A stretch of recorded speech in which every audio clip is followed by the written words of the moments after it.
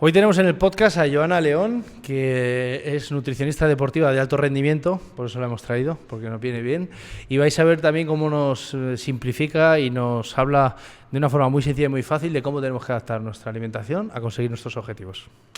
Pues yo soy Joana, soy dietista nutricionista, he competido en judo, empecé a competir a los 13-14 años más o menos. Actualmente es mi tercera temporada ahora mismo con el Atlético de Madrid, las dos anteriores estuve con el Atlético de Madrid en el primer equipo femenino y también estoy en clínica privada como cuando empecé, con deportistas de alto rendimiento, van a participar ahora en los Juegos Olímpicos. Y también con gente de a pie. Tenemos una tasa metabólica basal, ¿vale? Que digamos que es el consumo mínimo de energía que nosotros necesitamos para cumplir con nuestra función vital.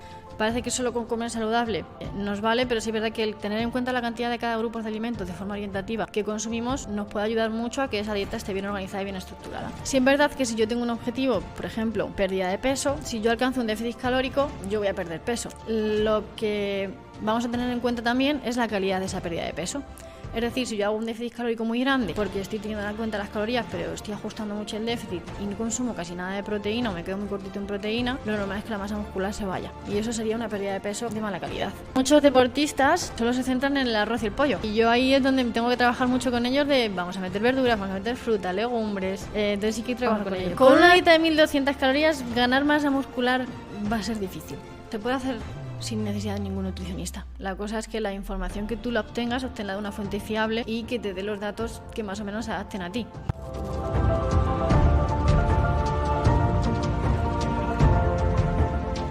Bueno, ¿qué tal, Joana? Gracias por venir a nuestro podcast. La verdad es que nos hace mucha ilusión, la verdad te digo. Yo te conozco de hace ya varios años y Samuel también. Sí, hace un par de años. Sí, pero sí queríamos que te presentes tú. Esto siempre creo que es muy bueno y muy natural también que la gente te conozca como tú te presentarías. Entonces, ¿quién es Joana? Cuéntanos. Bueno, primero encantada de estar aquí. Es un placer estar con vosotros. Ya os conozco hace tiempo y seguro que va a ser un podcast muy chulo. Pues yo soy Joana, soy dietista nutricionista, estoy especializada en nutrición deportiva y siempre me he considerado pues una persona muy inquieta, muy activa y sobre todo muy disciplinada. Yo soy nutricionista porque siempre he competido en judo, empecé a competir a los 13-14 años más o menos y en judo el problema que tenemos, entre comillas, es que hay categorías de peso. Por lo tanto, tú tienes que mantenerte siempre cerca de una categoría de peso para no tener que hacer esfuerzos demasiado grandes para competir. Y yo los 13-14 años que competí siempre estuve en la misma categoría, en 48 kilos, era mi categoría. Entonces siempre he tenido que controlar mucho mi alimentación, ajustar mucho mi entrenamiento, lo que comía para rendir bien, porque estaba entrenando a un nivel alto, y para controlar el peso de tal forma que me mantuviera cerquita. Y todo eso de aprender, leer, porque yo no tenía ningún nutricionista, yo todo lo hacía por mi cuenta, pues me empezó a gustar y a partir de ahí, pues a los 15-16 años yo ya tenía claro que quería ser nutricionista. Y nada, me saqué el grado de nutrición deportiva, me especialicé, me saqué el grado de nutrición humana y dietética, luego me especialicé en nutrición deportiva y yo nada más terminar la carrera ya empecé a trabajar. Pero sí es verdad que quería indagar un poquito más en la fisiología del ejercicio y demás, porque sí sabía más o menos cómo utilizar la nutrición deportiva, es decir, qué macronutriente aportar, en qué momento, pero no sabía bien por qué. Y me surgió la oportunidad de irme a Australia a estudiar, al extranjero, y estudié un posgrado en fisiología del entrenamiento y del ejercicio. Y ahí es donde pues, aprendí un poquito más todo el tema de cómo funciona nuestro organismo cuando estamos entrenando. Y nada, terminé el posgrado, ya empecé a trabajar. Al principio empecé en clínica privada con 2-3 tardes a la semana con compañeros de judo que necesitaban que les llevara la nutrición y bueno, actualmente es mi tercera temporada ahora mismo con el Atlético de Madrid. Las dos anteriores estuve con el Atlético de Madrid en el primer equipo femenino y también estoy en clínica privada como cuando empecé con deportistas de alto rendimiento que van a participar ahora en los Juegos Olímpicos. Y también con gente de a pie. O sea que tengo como un cómputo global de gente con la que trabajo bastante amplio. Bueno, qué pasada, Joana. O sea, me parece una aventura espectacular, ¿no? Desde los 16 años que te enamoras de la parte de la nutrición. Decías que estabas compitiendo, ¿no? En la parte de judo. ¿Cómo haces? ¿Paralizas durante todo este tiempo de formación o continúas activamente compitiendo? Nada, yo no paré de competir. Yo seguí compitiendo hasta los 27 años, más o menos. Hace 4 años paré de competir. Y paré de competir porque yo ya no tenía tiempo para entrenar lo que hay que entrenar para competir a un buen nivel. Entonces, incluso cuando me fui a Australia también competí en un internacional y saqué mi medallita. Pero, sí. Pero nunca he parado de competir porque me llenaba mucho. El tener una disciplina, el entrenar, el estar también en contacto con mi equipo de toda la vida y el sacrificarte entrenando me llenaba mucho, y aparte que el judo me gusta mucho. Entonces era algo que me llenaba mucho, que ahora mismo no es posible que lo pueda hacer como me gustaría, pero nunca paré. Guay. Y esto que dices de ahora, que te dedicas activamente a la parte de nutrición dentro del Atlético de Madrid, cuéntanos un poco cómo es tu día a día allí, o qué haces, o cómo lo gestionas. Pues trabajo con primer equipo y también trabajo con academia. Entonces por las mañanas estoy con primer equipo.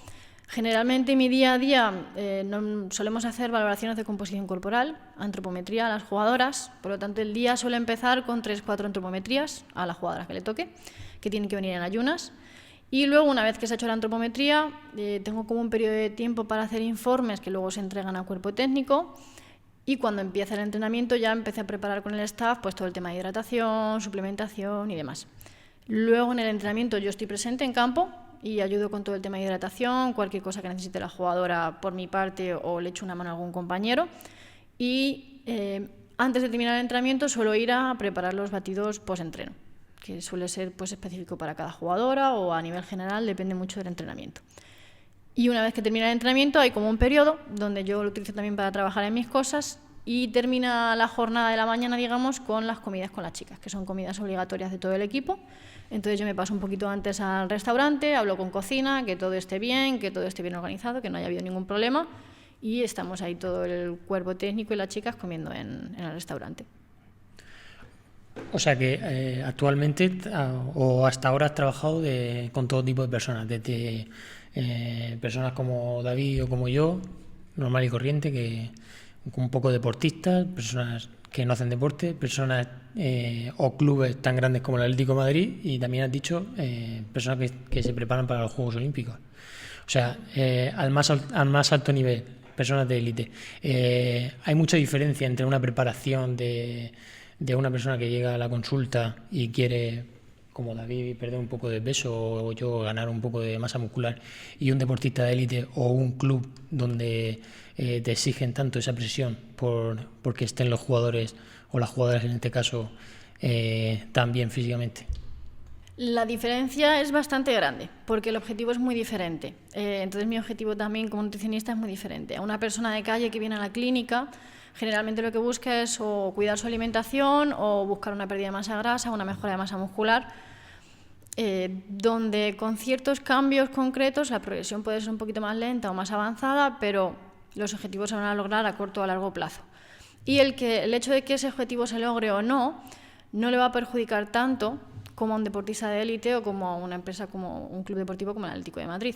Cuando hablamos ya de deportistas de élite, que son de élite tanto las jugadoras como los deportistas que llevo, el que tengan un buen rendimiento y el que entrenen bien todos los días, el que no se lesionen, el que estén al 100%, es parte de su trabajo y su trabajo depende de ello.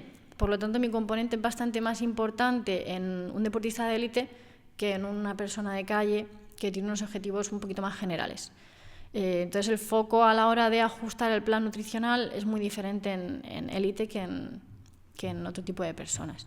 ¿Se siente esa presión de que una jugadora o un deportista de élite esté bien? Por ejemplo, supongo que sufrirás cuando una jugadora se lesiona o cuando un deportista no está rindiendo al más alto nivel, como esa presión, ¿la notas tú como trabajadora? La presión se nota. Sobre todo, por ejemplo, cuando son deportistas tipo judo, boxeo, taekwondo, que llevo muchos, tienen que dar el peso. Y estos deportistas no dan el peso de sobra. Es decir, tenemos que llevar una estrategia muy ajustada para que den el peso bien, para que se recuperen bien, para que al día siguiente compitan bien. Entonces la presión se nota bastante porque hay que hacer las cosas bien, para que todo vaya bien.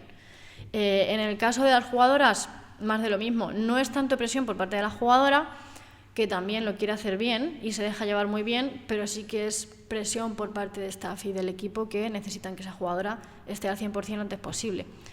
Por lo tanto, la presión es muy diferente, sí. Y se nota, pero es una presión que, como las jugadoras y los deportistas son bastante positivos, porque somos una ayuda, se lleva bastante bien. Vale, entonces a nivel deportista de élite es una presión totalmente distinta a nivel usuario de calle, como dices. Yo creo que la mayoría de gente que nos está viendo le interesa más estos conceptos básicos de la nutrición. Nosotros no tenemos mucha idea. Entonces, a nivel nutricional, que nos puedes explicar un poco cómo funciona a nivel básico la nutrición y cómo está asociado eso al rendimiento deportivo. Vale, bueno, pues nosotros tenemos, no voy a intentar no enrollarme mucho, pero tenemos una tasa metabólica basal, ¿vale? Que digamos que es el consumo mínimo de energía que nosotros necesitamos para cumplir con nuestras funciones vitales, pues la digestión, el descanso, respiración, todo. A eso, aparte, le tenemos que añadir pues, que tenemos más gastos. Tenemos nuestro gasto del día a día, tenemos nuestro gasto de digestión, nuestro gasto de entrenamiento. Por lo tanto, como nutricionista yo tengo que tener en cuenta cuál es el gasto energético de cada persona. Hay diferentes fórmulas y esto no es nada exacto. Siempre se trabaja un poquito sobre ensayo-error, pero hay diferentes fórmulas donde nosotros buscamos que esa persona con X objetivo alcance esas calorías. Dentro de esas calorías, que es, digamos, la forma en la que medimos la energía que nosotros ingerimos, los grupos de alimentos tienen diferentes macronutrientes. Cada macronutriente tiene diferentes calorías. Tenemos tanto las proteínas como los hidratos de carbono como las grasas, que yo creo que de esos 3 macronutrientes sí que hemos oído hablar.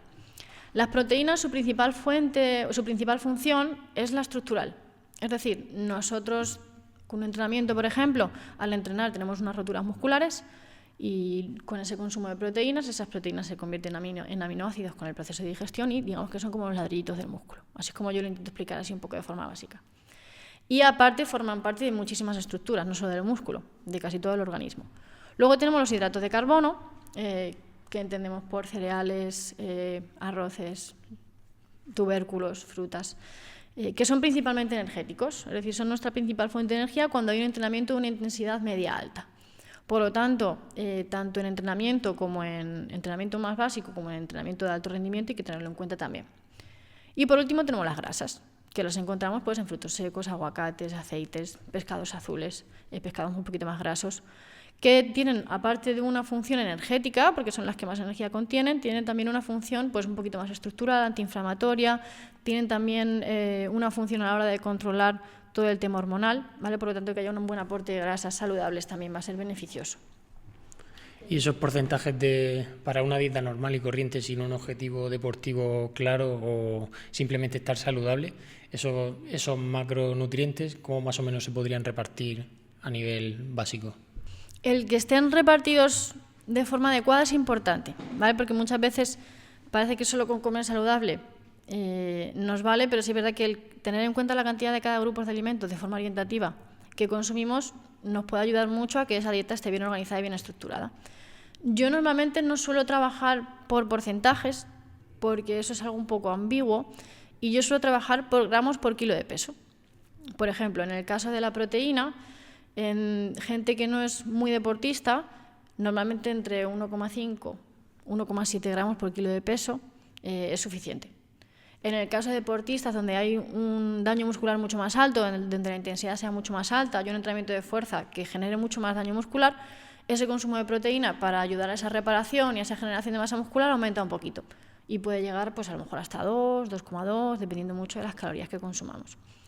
En el caso de los hidratos de carbono, también depende mucho de la actividad que tengamos. Generalmente, una persona que haga un entrenamiento diario con 2 gramos por kilo de peso, 2,5 puede ser suficiente, dependiendo mucho del objetivo. En el caso de que sean el deportista de alto rendimiento, pues a lo mejor hemos llegado hasta 6-7 y deportistas de resistencia incluso un poquito más, dependiendo del tipo de deportista. Y en cuanto a grasas, intentar mantener un mínimo, pues entre un 0,8, 1 gramo por kilo.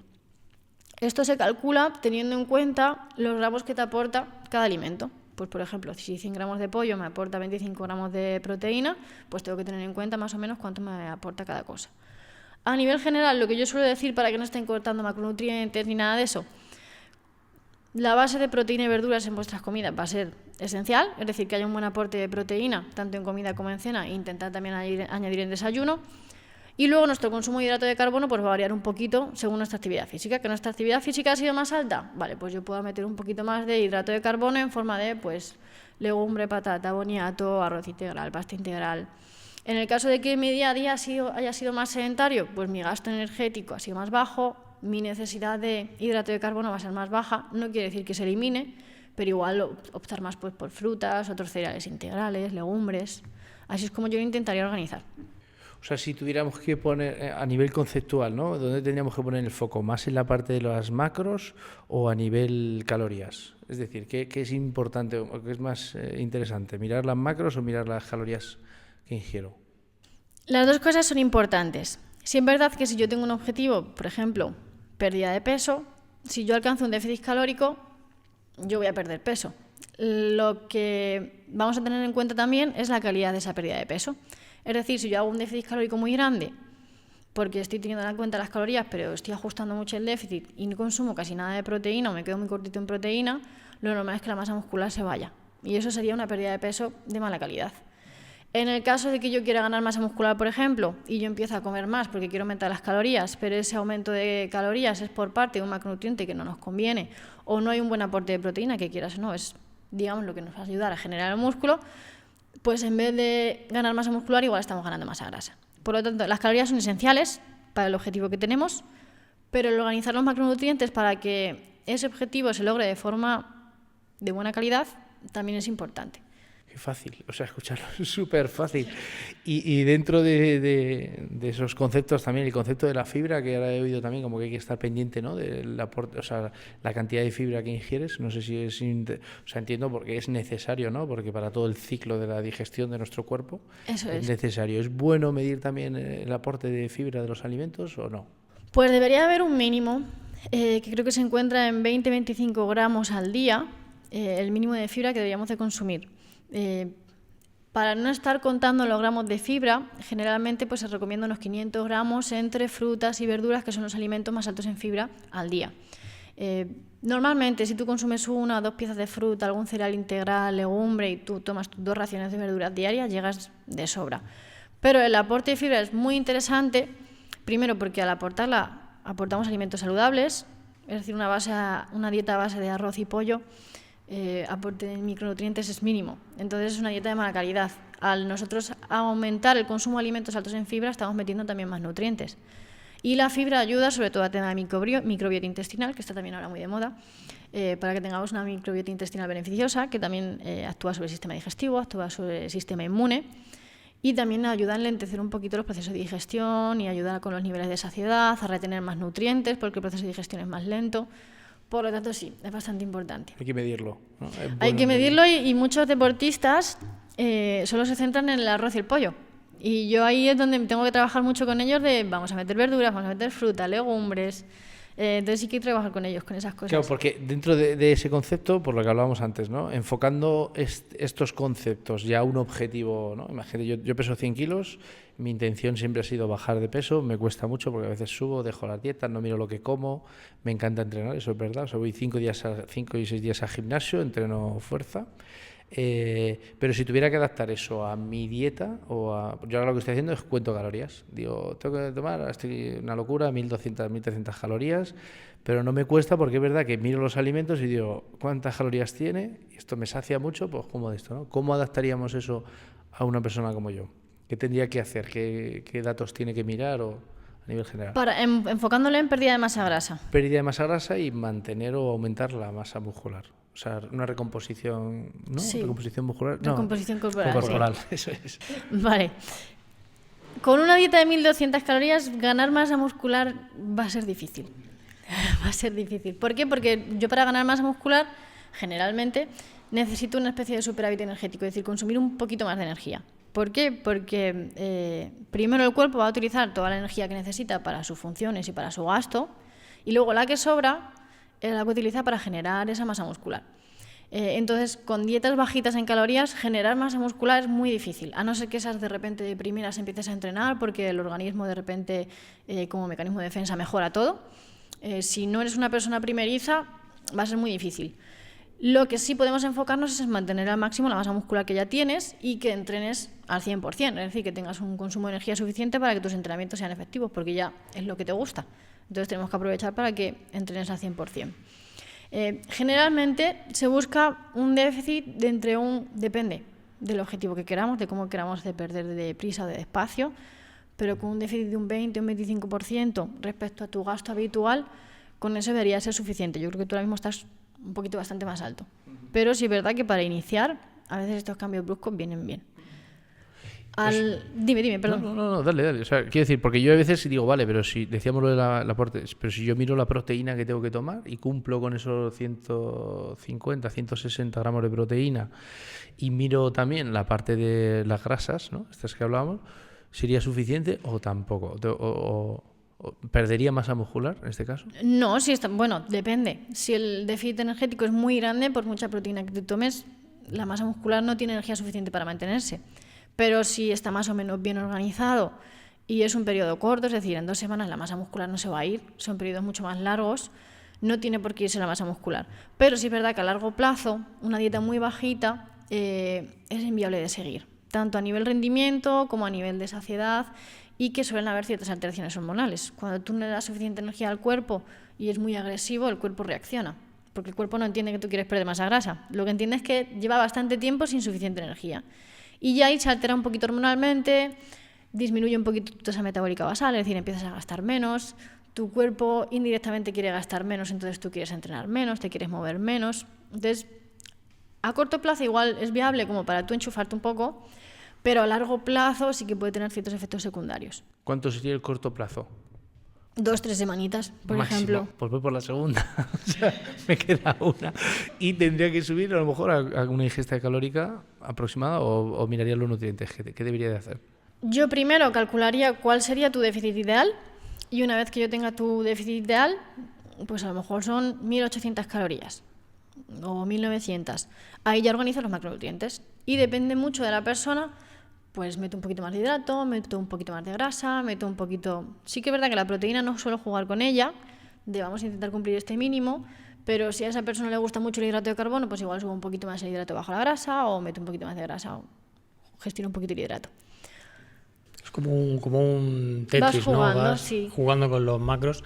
Ahora está tan de moda el tema de los macros en redes sociales, todo el mundo que entrena... o que sube sus entrenamientos siempre cuenta los macros, tal. Esos macros son los macronutrientes que has dicho. En una persona normal, una persona por sí misma podría llevar ese seguimiento, o es mejor que... o hay mucho mito con respecto a esto de los macros, y gente, por ejemplo, que toma muchísima proteína en una dosis simplemente, cuando hay estudios que dicen que hasta por ingesta un máximo de 30 gramos más, aunque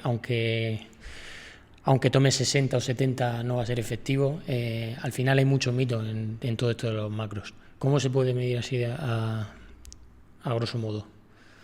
Hay bastante mito. Entonces, en el caso de que se puede hacer sin necesidad de ningún nutricionista, la cosa es que la información que tú la obtengas, obténla de una fuente fiable y que te dé los datos que más o menos se adapten a ti.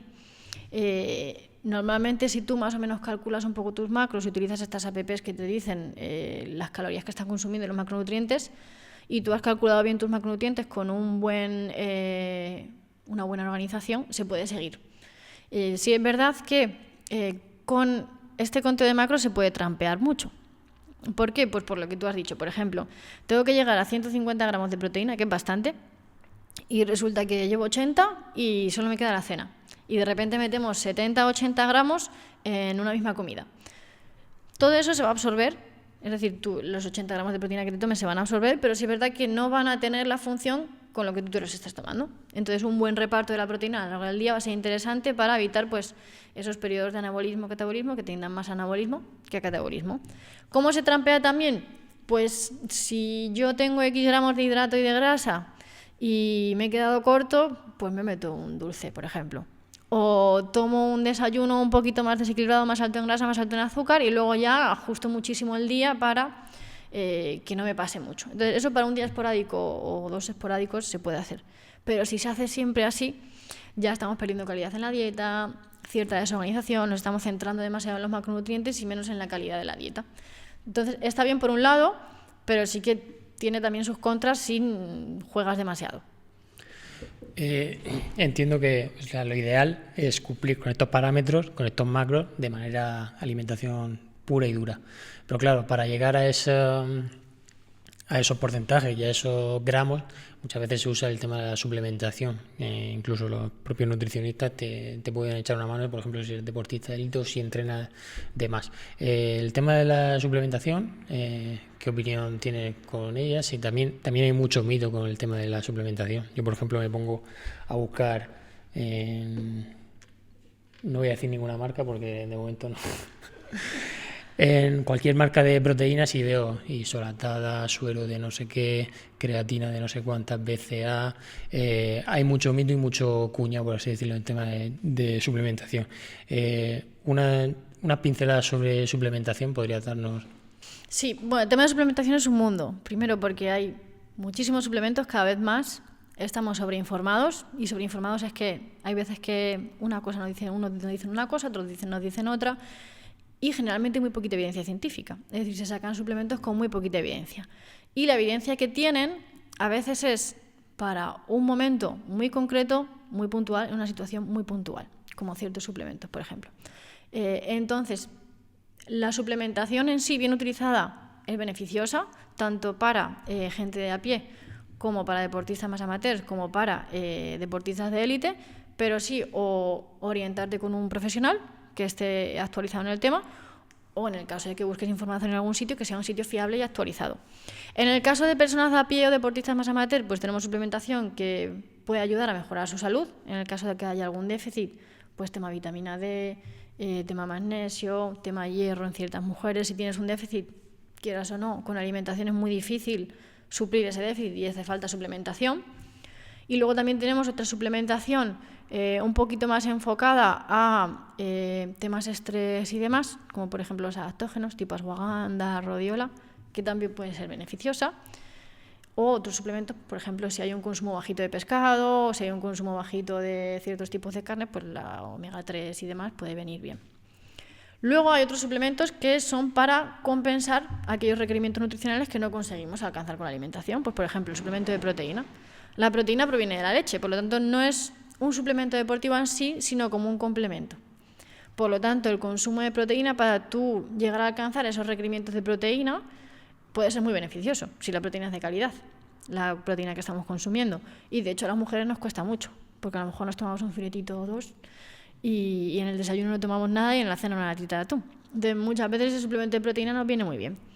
En el caso, por ejemplo, de aporte de hidrato de carbono, pues todo el tema de harina de avena, crema de arroz o similar, sí es verdad que se absorben mucho más rápido, al igual que la proteína, pero si te cuesta alcanzar tus requerimientos de hidrato de carbono, pues también vienen bien.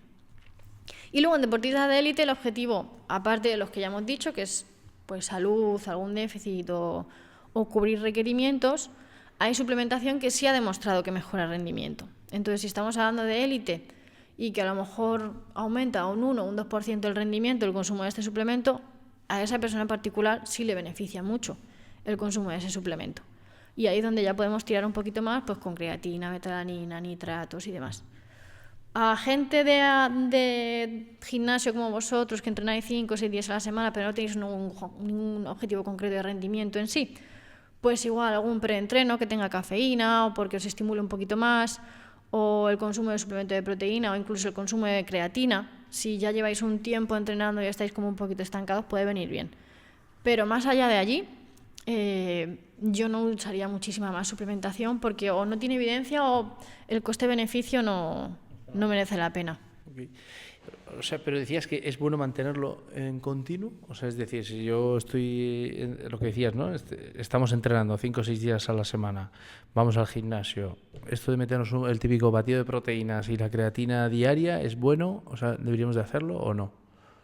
El deber en sí no tiene por qué, pero si tú te cuesta mucho alcanzar tu consumo de proteína y el batido de proteína te lo soluciona, porque bueno, ya estás metiendo ahí tus 30 gramos y no tienes que estar preocupándote de meter más en la comida o meter más en la cena, o es que voy a cenar fuera y meto poca proteína, o es que he comido fuera y no me han puesto nada, pues ahí te ayuda a complementar. Y en el caso de la creatina es un beneficio que te puede ayudar un poquito durante el entrenamiento. No hace falta ni parar ni seguir de forma continuada esa suplementación. Sí es verdad que la creatina funciona por acumulación. Es decir, tú no tienes que tomarlo en un momento concreto del día porque no tiene un efecto agudo en sí, sino que el efecto es crónico según tú lo vas tomando porque vas aumentando tus depósitos de creatinina. Y mantenerlo continuo pues puede beneficiarte. En el tema de la suplementación parece que en los últimos años ha habido como un boom, y lo que decías, ¿no? Que muchas veces hay falta de estudios o de evidencia científica sobre ello. Una de las cosas que más se dice es cómo afecta esto a nivel renal en las personas, el consumo de proteína y creatina. ¿Tú consideras que es peligroso o no hay evidencia sobre...? Por ahora nada se ha demostrado, de hecho se ha demostrado lo contrario, que no genera ningún prejuicio, a no ser que tú tengas algún problema de insuficiencia renal, que ahí ya tienes que controlar tanto el suplemento como la proteína que tú consumes en tu día a día. Pero por ahora no se ha demostrado que el consumo de hasta 4 o 5 gramos por kilo de peso al día generen problemas renales. Por lo tanto, es un consumo seguro, el consumo de creatina también es seguro, sí es verdad que eleva los rangos de creatinina en analíticas, pero es simplemente el desecho. Eso me ha salido a mí en la última analítica. Sí. Pero muy poco. Hay ya bastantes, iba a decir enfermeros, no, hay bastantes médicos actualizados que ya saben que esa elevación de creatinina puede ser por el consumo de creatina. Sí, fue lo primero que me preguntó, si tomaba creatina, si hacía deporte. Y eso es algo totalmente normal porque es un residuo, eso es un residuo del consumo de creatina, entonces es normal que aumente. Pero sí tenerlo en cuenta porque si no la estás consumiendo sí que hay que tenerlo en cuenta. Pero no hay ninguna evidencia de que genere daño renal ningún tipo de suplemento de los que hemos comentado. Y dentro de enfocando la nutrición a un objetivo concreto, que es este que hablábamos, el tema del ayuno intermitente, que se habla mucho también de esto, yo lo aplico, o sea, que también a veces la gente no sabe lo que es. Yo lo que hago es, tengo como una ventana donde como de 3 a 10, es decir, hago 2 comidas al día, hago comida y cena.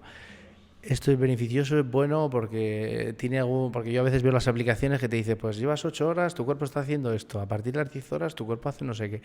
¿Es tan real como se dice o es simplemente que tengo menos tiempo para comer y entonces ingiero menos calorías porque mi objetivo es perder peso? Es las dos cosas. El ayuno no es una dieta en sí, sino una estrategia de alimentación donde, pues, como has comentado, tienes un periodo donde puedes comer y un periodo de ayuno, donde no ingerimos calorías. A la hora de la pérdida de peso ayuda porque tienes un periodo más corto de comer, por lo tanto no tienes tantas posibilidades de comer o de picotear como la gente que hace un poquito más de comidas, y ayudas a reducir ese consumo de calorías del día. Y si lo llevas bien, perfecto. Es decir, no es para todo el mundo porque hay gente que está muy acostumbrada a desayunar, a hacer su tentempié o que tiene un trabajo muy activo y necesita comer durante el día. Entonces no es para todo el mundo, pero si esa persona lo lleva bien, mientras estén bien organizadas todo el tema de macronutrientes, consumo de energía y demás, perfecto. Y también ha demostrado ciertos beneficios esos periodos de ayuno, tanto a nivel digestivo como a nivel de sensibilidad a la insulina, como a nivel de inflamación. Es decir, esos periodos de ayuno, en mi opinión, o por lo que se está viendo ahora, tienen más beneficio que el hacer muchas comidas diarias. Es decir, si la persona no lo necesita, yo evito hacer 5 o 6 comidas diarias. En el caso de que lo necesite, perfecto. Pero si no, ese periodo de ayuno puede venir bien. Porque yo siempre había oído estás a dieta, ¿no? Y yo, al principio, hace 10, 12 años, tienes que hacer 5 comidas. Intenta tomarte a media mañana, tomarte una fruta, ¿no? Como las 5 comidas. Sí, pero y ahora fíjate que yo hace poco también escuché que en todas estas dietas que hablas de hacer tantas comidas que muchas veces las personas comíamos sin hambre. O sea, que sí, se lo obligaba. Que el cuerpo no te pide comer, no tiene hambre, no tiene esa necesidad, y muchas veces por cumplir esos parámetros es contraproducente. Claro, por eso digo que es antagónico 100%, ¿no? Una cosa sí, nuestro organismo tiene unos ritmos. Si estamos constantemente aportando la energía sin necesidad, porque no hemos gastado nada, porque nuestro trabajo es sedentario, rompemos un poco esos ritmos. También, ¿eso porque se hacía antes? Bueno, y se sigue haciendo ahora también. Lo que pasa es que ahora como se ha hecho todo lo contrario. Ahora es aguántate. Antes, con dietas muy restrictivas, pues la gente pasa hambre. Entonces, ¿cómo lo soluciono? Te doy comidas muy pequeñas, muy bajas en calorías, pero como para que no pases hambre, haces varias comidas. Te obligo a hacer varias comidas para que no llegues hambriento. Entonces hacía yo, y creo que se hacía un poquito más por eso. Para evitar que ese paciente en dietas muy restrictivas pasara hambre. Pero sí es verdad que eso es un mito. Las 5 comidas es un mito. Y una cosa, Joana, que he oído y creo que incluso hemos hablado alguna vez, esto de, o sea, hay ciertos alimentos que hacen que nos saciemos, ¿no? Mucho más rápido, ¿no? Y al revés, hay alimentos que despiertan. O sea, yo, por ejemplo, el dulce después de comer o tomarme todas las noches algo que es dulce o no, como venga, me como pues eso genera también un hábito y el cuerpo como que noto que tengo como más hambre o me apetece más comer, ¿no? ¿Cuáles son estos alimentos o qué hay que intentar evitar si la idea es perder peso o al revés? Lo ideal cuando tú estás intentando perder peso es consumir alimentos que te sacien mucho y que aporten pocas calorías para lograr ese déficit energético. ¿Cuáles son esos alimentos? Pues todos aquellos que tengan una buena cantidad de fibra, que tengan una buena cantidad de líquido en su composición, pues por ejemplo todo el tema de frutas, verduras, hortalizas, legumbres son muy altas en fibra y ciertos tentempiés pues tipo frutos secos o similar tienen una buena cantidad de fibra. Luego tenemos el caso contrario, que son los alimentos más ultraprocesados, que son más altos en azúcar, más altos en grasas insaturadas, más altas en sal, que son muy palatables y que tienen muchísimo sabor. Entonces eso a nuestro cerebro le da una señal de que le gusta mucho. Por lo tanto, es muy diferente, por ejemplo, por poner un ejemplo, el chocolate del 90% que un Milka. O sea, tú un chocolate del 90 te comes 2 onzas y más o menos te quedas bien, más o menos. Ahora el Milka te comes la tableta entera y estás deseando comerte otra. También esos productos están hechos para eso, para que tú te comas una patata y sigas comiendo, y sigas comiendo, y sigas comiendo. Entonces, ¿qué hay que evitar? En la medida de lo posible, evitar todos aquellos alimentos que te hagan comer más. Es decir, si tú sabes que abres una bolsa de patatas, no eres capaz de comerte 2, te la vas a comer entera, no la abras. O ábrela con gente en un contexto un poquito más social. Es gestionar un poquito eso, no tenerlo a mano y tener a mano aquellos alimentos que tú sabes que sí o sí te sacian. Eso sería lo ideal. En el caso contrario de ganar masa muscular, aunque nosotros tengamos un objetivo de ganar masa muscular, deberíamos también de evitar los ultraprocesados. Pero sí es verdad que puedes utilizar diferentes alimentos no tan altos en fibra, no tan altos en agua, para que no te sacien tanto, o diferentes procesados, como tipo batidos o demás, para que no te sacien tanto y meter más rápido calorías. Pues tipo más cereales, tipo más... la avena incluso he oído, la avena es muy saciante, lo que pasa es muy calórica también. Es bueno... Bueno, como cualquier cereal. Sí, es verdad que es bastante más saciante, 30 gramos de avena tipo en porridge, que absorbe toda la leche y llena bastante más, que a lo mejor 30 gramos de unos cornflakes sin azúcar, que también son cereal integral, pero sacian mucho menos. Entonces es ir variando. Guay. Entiendo que de lo que hemos hablado, al final la nutrición es una cosa bastante individualizada y cada persona es un mundo, cada persona tiene sus objetivos. Cada persona pesa diferente, hace diferente ritmo de vida, entrenamientos y mucho más si nos vamos a deportistas de élite en comparación con David o conmigo. Así, en aspectos generales de las dietas que más se oyen hoy en día, que hemos hablado ahora del ayuno intermitente, de la cetogénica, la dieta del paleolítico, cosas que se hablan día a día, ¿cuál dirías tú que es a nivel general la más productiva, por ejemplo, para David que quiere perder grasa? O es que el 90% de la gente que tira a la consulta te dirá, mira, quiero perder grasa y quiero ganar músculo. Eso es lo que quiere todo el mundo. ¿Cuál dirías tú que sería así como la más efectiva o la más recomendable o la que más te gusta? A ver, yo no sigo ninguna dieta concreta en sí, sino lo que hago es valorar los grupos de alimentos que yo quiero que esa persona consuma. Es decir, si yo quiero que haya un buen aporte de alimentos saludables, es decir, yo voy a fijarme no en hacer una dieta concreta, porque sí es verdad que hay ciertos parámetros o ciertas dietas muy concretas que se pueden seguir, pero yo no sigo ninguna. Yo simplemente me baso en adaptarme a la persona y que añadan los máximos grupos de alimentos saludables posibles en su alimentación, porque eso a largo plazo es lo que te va a generar beneficio. Por lo tanto, ¿con esto qué quiero decir? Que igual no seguir una dieta concreta puede ser beneficioso porque no tienes una restricción de ciertos grupos de alimentos, pero sí centrarnos más o poner un foco más, por ejemplo, yo lo suelo poner más en una dieta, dependiendo de la persona, sobre todo si sois muy sedentarios, un poquito más low carb y un poquito más alta en proteína, y si es posible meter un poquito más de proteína vegetal que animal, mejor que mejor, por meter low más carb fibra. Para la gente que no... Low carb es como bajita en hidrato de carbono, no alta en hidrato de carbono. Baja en hidratos. Vale. Sí, digamos que enfocarnos más en fuentes como frutas, verduras, legumbres, patata, boniato, no tanto en cereales más refinados, panes y demás. Yo me centraría en eso como el tipo de dieta saludable en el que yo buscaría, obviamente teniendo en cuenta cantidad de cada macronutriente y demás, enfocada en objetivo, pero guiándome un poquito más por ahí, un poquito low carb, tirando a mejorar un poquito el consumo de proteína vegana, porque también se está viendo que el consumo excesivo de proteína animal puede generar ciertos prejuicios, que está en contra de otras muchas dietas. ¿Qué tipo de alimentos son altos en proteína vegana, por ejemplo? Pues tenemos las legumbres, tienes el tofu, tempeh, seitan, soja texturizada, eura, quinoa. Complicado. Sí. Los alimentos más aburridos. Bueno, es hacer una especie de cambio, de bueno, pues voy a reducir un poquito de esto y aumentar un poquito de lo otro. ¿Es posible llevar una dieta vegana 100% para la gente que es vegetariana? Me imagino que sí. Y ser deportista de élite y tener una dieta alta en proteínas que no es de origen animal. Es posible. Es posible porque igual que tienes proteína del suero de leche, tienes proteína vegana. Entonces, aparte de que los deportistas de alto rendimiento tienen una necesidad de hidrato de carbono más alta, entonces tú al meter más legumbre, más cereal integral que tiene la dieta vegana, estás aumentando el consumo de proteína y no hace falta meter tanto en forma de proteína 100% pura, como tofu o similar. El suplemento de proteína nos puede ayudar mucho. Y si es verdad que pues a lo mejor tienes que tener un poquito más en cuenta el que consuma un poquito más que una persona que sí que esté consumiendo carnes o pescados. Pero llegar a mantener un rendimiento al 100%, seguro. Y de hecho hay algunos deportistas que llevo que se están moviendo un poquito hacia el comer un poquito más de proteína vegetal y les está beneficiando. Porque disminuyes un poquito el consumo de carnes más rojas y demás, que hay mucho en las residencias, y los chicos tienden mucho a ir para allá.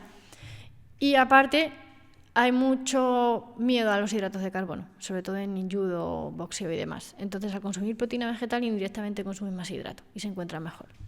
O sea, ahora hablando ya también de la parte más de deportistas de élite, ¿no? O que se dedican profesionalmente al deporte, hablas de estos como... Son distintos, entiendo, ¿no? No es lo mismo un futbolista profesional que una persona que hace boxeo, que hace judo, la alimentación es diferente. ¿Cómo trabajas esto? O sea, ¿cómo trabajas este tipo de dietas con un deportista y en función de qué o qué valores miras? Es muy diferente y hay que adaptarlo. Por ejemplo, vamos a poner los ejemplos de un futbolista y de un judoka, por ejemplo, que es con lo que más trabajo ahora mismo.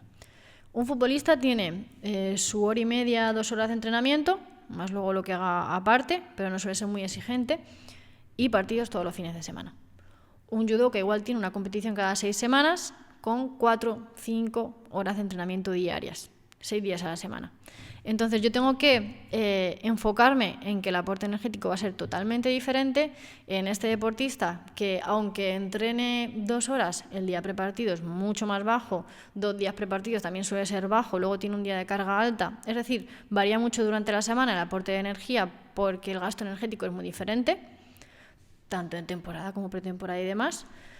Entonces hay que adaptarse en ese sentido y luego en el judoka aparte de que las calorías van bastante más ajustadas porque siempre van muy justos de peso, es decir, a mí que un deportista esté un poquito más alto de peso si rinde bien, a no ser que me digan, oye, hay que bajar de peso, si rinde bien yo no tengo ningún problema porque está rindiendo bien, es lo que le pide el equipo, pero es que este chico tiene que mantenerse en X peso, entonces hay que ajustar muchísimo la energía a esas 5 o 6 horas de entrenamiento, que no se quede corto, que tenga su buen aporte de proteína y luego las 2-3 semanas antes de la competición es que tiene que hacer la bajada de peso. O sea, ¿y cuánto es el aporte calórico? Por tener una idea, ¿no? O sea, ¿cuánto es el aporte calórico que necesita un futbolista profesional y una persona que compite en judo, por ejemplo?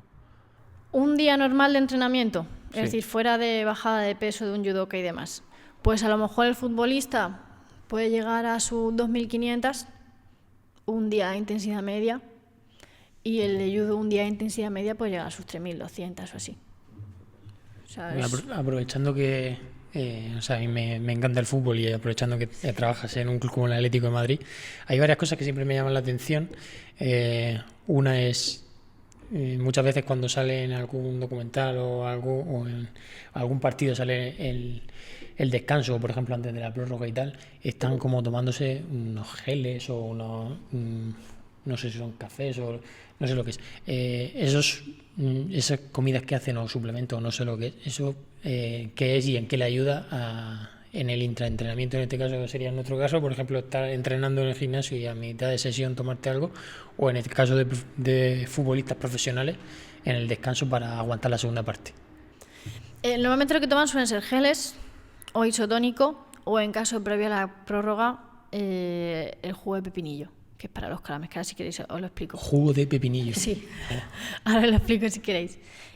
A ver, en el caso de un deportista de alto rendimiento, yo sí o sí me tengo que asegurar de que en la segunda parte rinda casi igual que la primera o en su máximo potencial, y que lo que no le merme el rendimiento sea la nutrición. Es decir, mi papel es que si ella se desgasta, que sea porque no llega físicamente, pero no porque a nivel nutricional no esté llegando.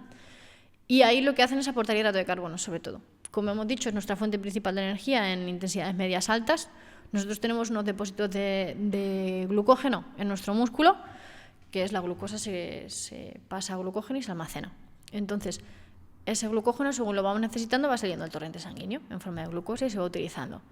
Esos depósitos se van disminuyendo y se ha visto que a mitad del partido, cuando la intensidad es alta, están bastante más bajos que de inicio. Si yo no quiero que lleguen al final del partido al mínimo, yo tengo que aportar un extra hidrato de carbono para que tengan más energía en forma de ese sustrato, que sería la glucosa. En el caso vuestro, el que tú mantengas el rendimiento, primero, no creo que sea una intensidad tan alta como un partido de fútbol profesional, porque el gimnasio de fuerza sobre todo, entonces no hay tanto gasto de hidrato de carbono. No es tan necesario. Ahora, en el caso de que sean entrenamientos de larga duración de 2 horas, que a nivel igual no tan muscular, pero sí neurológico, es decir, a nivel de cabeza, te genere mucha fatiga porque son entrenamientos largos y demás, sí se ha visto que el aporte de hidrato de carbono ayuda a terminar mejor ese entrenamiento. Entonces, igual no un gel, pero sí un poquito de isotónico te puede ayudar, porque te activa un poquito y te ayuda a terminar mejor el entrenamiento. Pero 100% necesario de que tú estés gastando, a no ser que te hayas preparado fatal el entreno y llegues vacío de glucógeno, pues ahí sí te lo recomendaría, pero si has hecho bien tu planificación y llegas bien, no lo sueles necesitar. Vale, y una de las cosas que más se ha viralizado en estos últimos años es el tema, por ejemplo, de un futbolista como Dani Carvajal. En su día en el comienzo de su carrera era un deportista que tendía mucho a lesionarse, y actualmente prácticamente no se lesiona nunca, y él en varias entrevistas ha dicho que es porque se ha quitado el gluten de su dieta por completo. ¿Eso qué significa y qué aportes te puede dar o si se puede ver esa mejora del rendimiento y de no lesionarse tanto a quitarse el gluten? A ver, generalmente un deportista, sobre todo de élite, según va avanzando con la edad, se va haciendo más maduro, va respetando más cosas, se va formando más a nivel muscular y suelen tener menos lesiones. Entonces, también tenemos que incluir ese factor, que según tú tienes un equipo de trabajo que es cada vez mejor y te van ayudando cada vez más a no lesionarte, lo normal es que te lesiones menos. En el caso del tema del gluten, se ha puesto muy de moda. Mi opinión, yo no suelo retirar el gluten, yo no retiro el gluten, a no ser que haya pues, un problema de celiaquía, es decir, una alergia al gluten, o que haya una intolerancia al gluten, ¿vale? Porque existen ciertas enfermedades en las que esa persona no tolera el gluten, no lo puede tolerar. En ese caso yo sí lo retiro. En el caso de que no haya ningún tipo de problema con el consumo de gluten, yo no lo suelo retirar. ¿Qué es lo que suele pasar también?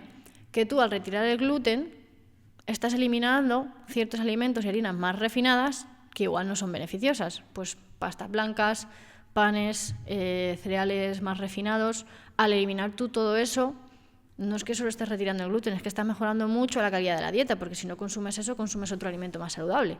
Por lo tanto, estás mejorando a nivel general la base de tu dieta y igual no tiene que ver con ese retiro del gluten, ¿vale? Por lo tanto, hay un poquito de controversia ahí. Yo no soy pro retirar el gluten, sí soy pro de comer cada vez mejor, grupos de alimentos que te generen beneficio, grupos de alimentos que te ayuden a rendir bien, a recuperarte bien. Claro, que a lo mejor lo achaca directamente a me he quitado el gluten y ya no me lesiono, y a lo mejor es lo que tú dices. Es que una lesión es multifactorial. Siempre que tenemos una lesión en el equipo, cada uno intenta mirar por su parte, pero es que, ¿por qué se ha lesionado? Pues puede ser por esto, puede ser por otro, puede ser por otro. Es que es imposible. A ver, alguna vez se puede saber por un mal gesto, por lo que sea, y sí, pues se ha lesionado por eso. Pero si es una lesión muscular en un partido, ¿por qué se ha lesionado? Descanso, alimentación, recuperación, preparación física, O por un traumatismo que directamente te dan. cualquier cosa. Entonces es multifactorial y es muy difícil. Yo ya no me lesiono por esto. Es muy, muy, muy difícil que sea eso. Y generalmente todo va encadenado. Si yo como mejor, descanso mejor, me recupero mejor, tiendo a hacer un poquito más de caso a los profesionales que me rodean. Entonces, yo creo que va un poquito más por ahí. Ya a nivel, Joana, deportista, no nutricionista, porque supongo que tirará más para tu campo, pero hay como 3 pilares, ¿no? El descanso, entrenamiento y nutrición. ¿Le das la misma importancia a los 3 o crees que alguno tiene más peso que otro para cumplir tus objetivos?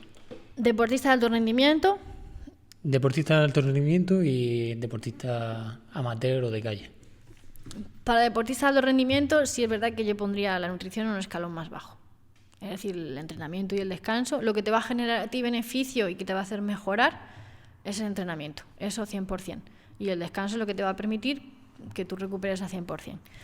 Alimentación, bueno, puedes comer mejor o peor, pero mientras cumplas un poquito con tu energía, lo normal es que, aunque tengas un aumento del riesgo de lesión o que no llegues al 100% a los entrenos, el entreno lo vas a cumplir, las mejoras generalmente se cumplen. Ahora, que es un componente muy importante para que tú recuperes bien, entrenes al 100%, tengas un buen estado fisiológico, no estés inflamado, no estés oxidado y demás, es bastante importante. Pero yo lo pondría en un escalón más bajo. En el caso de un deportista amateur, igual sí que lo igualaba. Porque yo creo que mucha gente, pues por ejemplo David, entrena 6 días a la semana, no sé qué tal será su descanso, pero regular, ¿no? Como el de todos, regular. Mal, sí. Pero si no se cuida la nutrición no avanza. Entonces ahí ya sí que cobra un poquito más de importancia el comer bien, porque no hacemos un entrenamiento suficiente, una intensidad suficiente como para mejorar. Ellos sí. Entonces, digamos que yo le diferenciaría un poquito por ahí. Oye, pues me tengo que igualarlo, porque yo descanso un poco. ¿No? Pero es bueno, porque muchas veces se habla del día de descanso, ahora que hablaba esto Samu. Si hay que descansar o no hay que descansar, si es bueno hacer un día de descanso, 2 días de descanso. Yo entiendo que los futbolistas, ¿no?, profesionales hacen días de descanso que son buenos y que benefician. Pero bueno, yo no sé qué piensas de cara a esto del día de descanso. ¿Es bueno descansar o no? O el cuerpo está habituado. Hablábamos hace tiempo con Sergio, que decía que el cuerpo estaba hecho para no descansar, ¿no? Y que todos los días podíamos hacer una actividad física, ¿no? ¿Qué piensas tú de esto, del día de descanso? Yo creo que el descanso es primordial, tanto a nivel muscular como a nivel fisiológico como a nivel mental. El tener unas buenas horas de descanso es primordial. Y el gestionar las cargas de entrenamiento, tanto en deportista amateur como en deportista de élite, va a ser también importante. Ahora, el tener un día de descanso de no hacer nada yo creo que no es necesario. Como dice vuestro compañero, igual tú haces entrenamiento de fuerza, pero ese día pues te apetece a ti meterte a pilates y salir a andar. Eso se puede hacer perfectamente. Yo creo que manejando un poquito las cargas de cada cosa no hace falta descansar. Igual puede ser incluso más perjudicial en tu día de descanso que estés tirado en el sofá sin hacer nada a que estés un poquito activo moviéndote. Bueno, yo ya tengo mi reto con Joana, que va a ser la parte de controlarme más. Voy a hacer estas 3 semanitas de bajo en calorías, luego subiré las calorías y seré más consciente, porque es verdad que yo dije, bueno, me quito los hidratos, que son muy calóricos, ¿no? Al final es lo que miro, la referencia, pero que también son importantes, ¿no? No quiero perder este hábito tampoco. Para mí sí me gusta siempre el primer choque, que sea fuerte, esto que hablamos, y luego ya cambiar un poco, ¿no?, para poder hacer lo que pueda continuar con la dieta, ¿no? Me quedo con ese reto de Joana. Sí, yo no sé qué reto ponerme así un poco, pero sí que antes de terminar quería preguntarte una última cosa, que es en tu mundo de la nutrición, de las cosas que escuchas que son más mitos, que muchas son dañinos, que la gente o se ponen de moda y no están, o sea, la gente piensa que son buenas y luego es más dañino que otra cosa. ¿Qué sería de lo que tú escuchas lo más heavy o el error más grande que comete la gente con el tema de la nutrición? Uf. Pregunta difícil. Es que hay muchos. Pues no sabría decirte.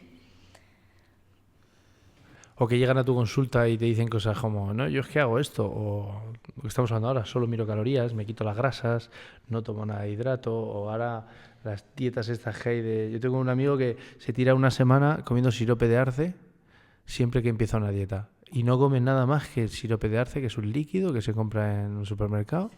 Y está 7 días y dice, joder, he perdido no sé cuánto, y luego lo recuperas igual de rápido. Este tipo de cosas. Claro, yo creo que lo que más me preocupa a mí no es los mitos en sí, sino las restricciones. El restringir algo, y si encima restringen mucho, pues ese tipo de dieta. Si perder peso en verdad es fácil, no comas. Ya el peso lo vas a perder.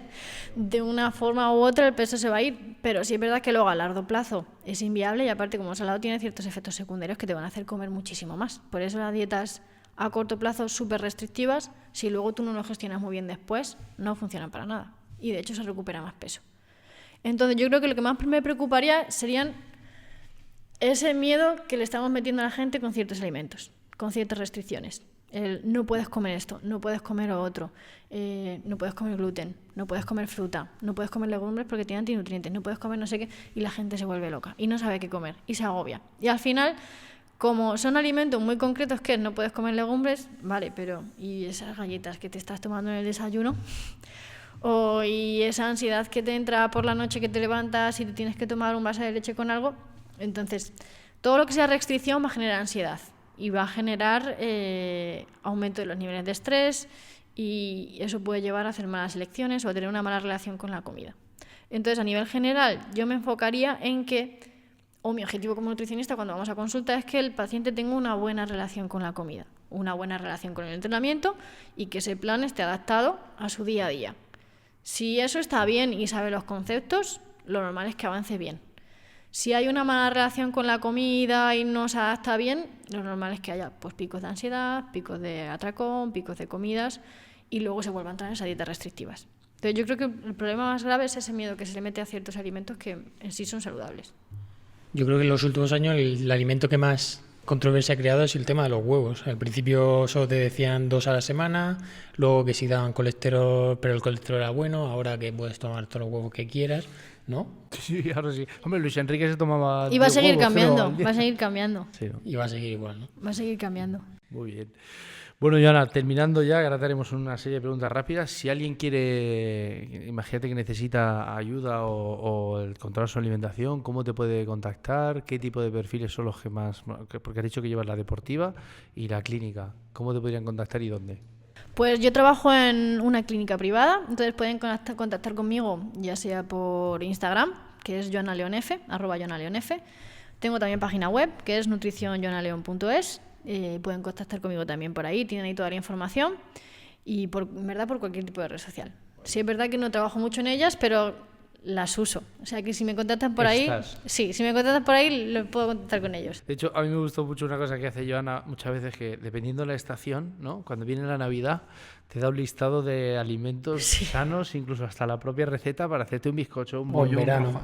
Luego llega el verano, pues te doy... Helado saludable. Sí. Eso es Sí. genial. Eso está muy guay. Doy que sí. como tips. Y que sí, Claro, cuando se van de vacaciones digo, bueno, te doy 12 tips. Si coges 2, Ya es pues, mucho. con eso estoy contenta. Si te vas de vacaciones y coges 2 tips, pues mira, eso que has mejorado respecto al verano anterior. Y que sí, qué guay. Muy bien, Joana, pues voy a hacerte ahora una cosa que llamamos el Quiz Community, que son preguntas rápidas. Ya esto es Vale. un poco más a nivel personal tuyo. Sí que te diría que quizá no le dé mucha vuelta. La idea es que lo que primero que te salga por la mente lo sueltes, ¿no? O sea, que sea real, pero que sea una cosa muy rápida, ¿vale? Yo voy a ir Vale. lanzándote las preguntas y vas contestando. Ejercicio favorito. Sentadilla. Sí, he dudado, pero es que esa es la que me ha salido, en verdad. Comida favorita. Pasta. Entrenar de mañana o de tarde. Mañana. ¿Cuántos días de entrenamiento a la semana? 5. Frase que te inspire. Una chica como tú no puede decir que no. Esa me la dijeron hace tiempo y se me ha quedado aquí. Guay. Ejercicio que más odias. Búlgaras. ¿Crees en Dios? Sí. Bueno. ¿Música que escuchas para entrenar? Pop español o house. ¿Lugar donde te gustaría viajar? Tokio. ¿Serie que estás viendo actualmente? Ay, no me acuerdo del nombre. La de los clanes Clanes, güey. de Netflix. ¿Quién es tu referente? Podría decir Luis Burke, que es una nutricionista deportiva. ¿Entrenamiento qué te gusta, solo o con gente? Sola. ¿Un deporte? Judo. ¿Un sueño por cumplir? Tener mi propia empresa, mi propio negocio. ¿Último libro leído? Deep Focus. Bueno, sí, me lo leí en inglés. ¿Suplemento de proteínas antes o después del entreno? Después. Y por último, si solo pudieras dar un consejo breve a alguien que va a empezar su cambio físico, sea cual sea, tanto adelgazar o crecer, ¿qué le dirías? Que ese proceso le beneficie más que le perjudique. Es decir, muchas veces buscamos un proceso de cambio físico donde o nos exigimos demasiado o por cosas que ocurren nos genera estrés y nos perjudica más que nos beneficia. Y ahí es donde vienen pues, los picos de estrés y demás. Entonces, que ese proceso a ti te ayuda a ser mejor. Tanto a cómo te llevas con la comida, a cómo llevas tu día a día, a cómo organizas todo tu día a día para que tú seas más saludable a nivel general, pero que te genere beneficio. Que se adapte a ti y que sea bueno para ti. Qué guay. Muy bien, Joana. Pues millones de gracias. A vosotros. Ha sido un placer. Ha sido un placer, sí, señor. Gracias.